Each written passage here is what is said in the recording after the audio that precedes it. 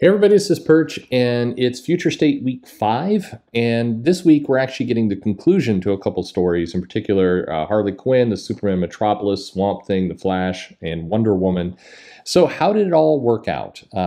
This week, the first week of the first set of these stories, I think was a bit of a pleasant surprise. I was expecting more throwaway kind of comics, and then as the titles went on, I think week 1 had some okay stuff in there. Week 2 was equal to that, or maybe even a little bit better, and then it seemed to slide down. So now that we're at week 5, we're looping back around. How's the quality of the titles? Well, there are some good ones in here, and some ones that I definitely enjoyed. So we'll go through those very quickly. From from worst to best. Let's do that. We'll end it happily. The Flash, number 2, continues the story about Wally West is possessed by kind of an evil murdering demon, and he is slaughtering people all over the place. And, Barry Allen is basically must, grab a bunch of old weapons from his enemies in order to gear up and take down his former friend. So the issue is basically him assembling all of these pieces from all of his different members of the Rogues Gallery. I get the idea here. It's going to be the Flash kind of using powers that he's not familiar using. Wally West is crazy, and he is he's ready to murder him. They go on a big fight. We get some crazy drawings of like Wally's skin peeling off, and then other pieces, and then finally it seems like we've gotten to a place where Famine, who's possessing him, he may be able to extract him out, but unfortunately. He is not. We go back and forth. It's like, I've saved you, and now I haven't. No, I've saved you again. Now I haven't. And Famine basically gets the upper hand on Allen, and he basically kind of pushes Barry Allen a moment outside of time. So now he walks the world out of sync with everybody else, and so he's now going to get to follow along and watch Wally kill everyone, which is a happy ending. And this comic kind of leads into Teen Titans Future State. And anyway, so yeah, this isn't a good book. Again, it feels just masochistic at this point to what they're doing with Wally. It's we've seen too much of them going to this place with Barry Allen. It's just like a lot of this feels tired. The art's nice. It's pretty enough, but it feels like both a tired story and also just a story we don't want to read at the same time. Is kind of where that all sits. The next Batman is probably, this one's a bit of a mix, because the core story, the next Batman story, is actually pretty poor. It's a lot of, it's very dull. And again, the art has suffered from our first issue. Nick Darrington's still doing the breakdowns, but we've shifted artists from the first one. That would have helped. It's Batman fighting the Magistrate, and it's not the best showcase for this new Batman, for Jace. I think Jace has an interesting backstory. They tease in a little bit of that, of kind of some of his past and how he's a very different Batman, and the Fox family, but it none of it really clicks, and it's a lot of people saying we need to have a talk and then walking away, and we need to have a talk and walking away. We have multiple pages where all that's going on. They're like, we need to talk, and then they talk a little bit and then they walk away. And the cliffhanger at the end of one of the people that Batman's trying to save basically turns on him. And so it's just there's very little energy in this book, which is a shame, because the backup story, The Outsiders, is great. The Outsiders story is really good, and as you read this, not only I think stylistically it's doing a little bit better job on the art, Sumit Kumar is putting in a pretty solid story. But the Outsiders story is really good, and I think does a good job by these characters, and you kind of just read it wishing they just put this in its own title. Like that's where you come to. And then the other backup story is around this Arkham Knights business, and that is also pretty decent. Again, it's hard not to look at this and think this isn't kind of Suicide Squad light, but it's a good story. It's some nice stuff, and getting to see some of these characters back again It's good. So this is a comic where the two backup stories I think are far better than the main one, and hopefully we get a chance to get back to kind of both these books. You do see a good outsiders book can come out of this, but anyway.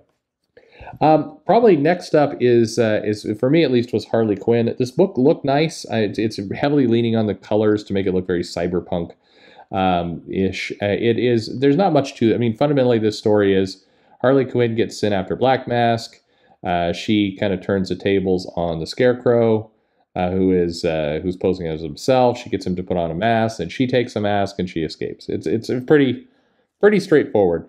We do change artists in this book, and the change is jarring. It doesn't mesh completely well. We get some very stylistic, cool stuff, and then it's brought down to a kind of a very different and obvious style, and that takes away from things. When you're talking 2 issues, the idea of having a fill-in artist or somebody kind of come in to switch it up is lame. No better way to put this. Anyway, in terms of a Harley Quinn story, I mean it's fine. This is less jokey Harley Quinn and more. I'm not quite sure what they're doing here. It's all tied into the Magistrate, but it's a more serious Harley Quinn. So got that going for it, I guess. Superman and Metropolis is probably the next book on the list. This one it's fine. It's a conclusion. It looks very pretty. The art is great in this. And a lot of good detail, a lot of good, when if somebody tells you that DC is going to, bottom tier artists, you got to point into stuff like this. I mean, John Timms is doing a very, very, very good job. Lots of, not sparing any of the details. This is better than the first issue. Superman, John Kent Superman comes off as less stupid, which is nice. And Supergirl does as well. We get a nice moment of her really cutting loose, and we get some good Brainiac stuff. We do get the Supergirl declaring herself the most powerful person in the universe, which is always kind of an eye roll. It's an eye roll for everyone. They're doing this for a lot of the female characters right now as a way to build them up, but they didn't need to, because Supergirl is flying around kicking ass, and she's showing kind of her strength and all the different things she could do. So having her scream that out into space just seems kind of like there's no point to that. You're proving it on the page that she's strong and extremely capable. So that just in many ways made her seem more insecure. But the comic ends with, John Kent basically restoring the bottled city of Metropolis back and saying he will be the Superman of Metropolis, which in theory I think leads into the Superman Wonder Woman title thematically. I can't help but when they draw in bystanders, I always notice that they go for this is the cities of crazy amounts of tattoos and wacky haircuts. I get that the artist is bored and wants to do some fun stuff, but it's like the per capita of tats and piercings in hair in comics always makes me laugh a little bit, because I mean, visually, again, more exciting for the artist, I'm sure.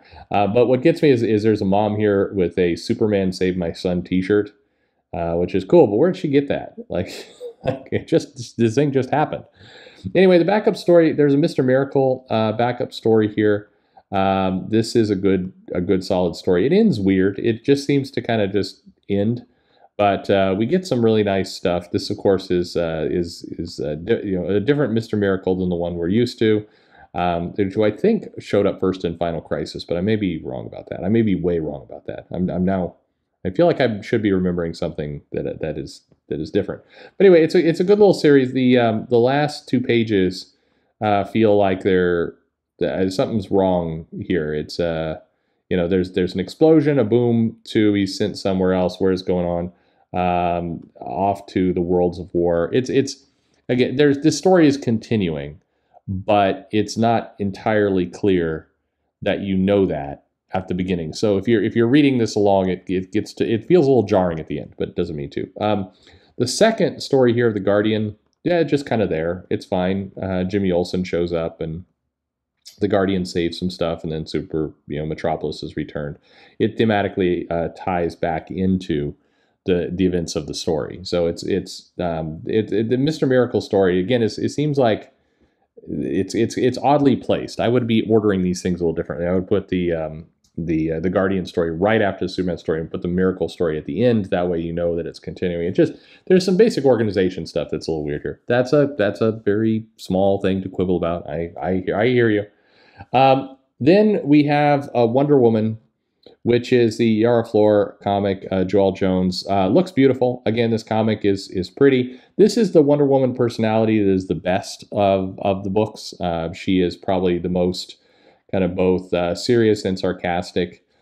You're having the most fun, I think, with this rendition of the character as opposed to the Superman Wonder Woman, which was pretty dismal, I think, in terms of her personality. But this is good. I like the mythology. I like some of the stuff they do in terms of her going to Hades or Hades and visiting all this. Some really nice pieces in this. I think I like this level of Wonder Woman where we're getting really into mythology and it's big, big action stuff on the page that is bigger than normal. This is what Wonder Woman's been missing as they've tried to have more adventures of her kind of fitting in with the other things in man's world. There's a whole mythology to Wonder Woman that I think can be really, really cool with a lot of really nice visuals and Persephone, just the character design is really, really nice. So there's this idea that she's got to find this lost soldier and there's a contest set out and she goes and she wades through the sea of the dead and it's hopeless. And she finally finds her. She wins the contest. She starts to drag it out, but of course, Hades is a bad loser, so she's got to escape. And as she's escaping, basically, Portira, who she went to go save, gets trapped, and it's not going to work. She's going to die.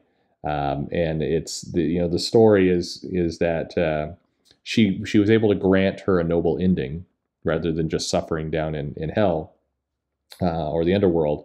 And she uses the line, "Your ending is not yet written. Show the world your purpose." This is nice. This is a nice kind of not hopeful exactly ending, but it's a good introduction to this character. It's an adventure set kind of right in the middle of things. Obviously, Wonder Woman's been running around, this version of Yara Flor, but it allows us to both introduce the character, see what she's made of, talk about what it means to be part of this sisterhood, and then both failure and having to live with those failures, how heroes must overcome their imperfections. It's a good story. This is a solid little thing. So nice version. Hopefully, we can get this same level of quality when they do Wonder Girl. But this is it's a good little series. So more of this, less of weird storylines involving traffic in Brazil. Just more of this would be good. Finally, kind of the comic I enjoyed the most, Swamp Thing. This is a great little comic. The criticism of this is just, kind of the opposite of what we normally say. This is where you needed some decompression. This is where we needed it to be 4 issues or more. There's a lot of story packed in here, but a really good story that is both, kind of turns page on a lot of classic Swamp Thing characters. Also shows how they're interacting with the new world. Shows how the green is combining and kind of meshing with the human world and how they coexist and the Swamp Thing basically kind of saying goodbye to a number of pieces. It's very. This is a good solid story. I mean, it's 2 issues. So it's hard to kind of pack in that this is 2 solid issues, but this was well crafted, well done. Gives me a lot of hope for the Swamp Thing limited series, or maybe it's not a limited series. We're not sure anymore because it's being marketed as issue 1 was marketed as limited series in March, and issue 2 was marketed as ongoing. So we don't know what's going on, but this is a good little comic. If you want a good, so the good part about this week is I think if you went and you picked up Wonder Woman 1 and 2 and you picked up Swamp Thing 1 and 2, you'd get 2 solid stories that go from beginning to end, visually look very nice and well crafted, tells a good solid story. And I think that's the best of what we could expect out of Future State, of something that is a complete story, but teases a lot of potential things they can do in the future, has some good character work, some good art. All in all, this is what I wish there was more of. This is I was not expecting to see when it came to Future State, and we didn't get a lot of it. But this is pretty solid. So all in all, I think Swamp Thing, Wonder Woman, the Outsiders backup was all really, really solid. So a better week, certainly a better week than I think the last 2 weeks. And so I'm anxious to see how next week goes and those titles kind of wrapping up, and then we'll see. I mean, who would have ever guessed that Mariko Tamaki would do a better Batman book than John Ridley? That would not have been what I expected, but here we are. Anyway, what did you like? What did you not like? Let me know in the comments below. Like and subscribe. You can get my information to contact me in the description of this video and pretty much every video now. And thanks for listening.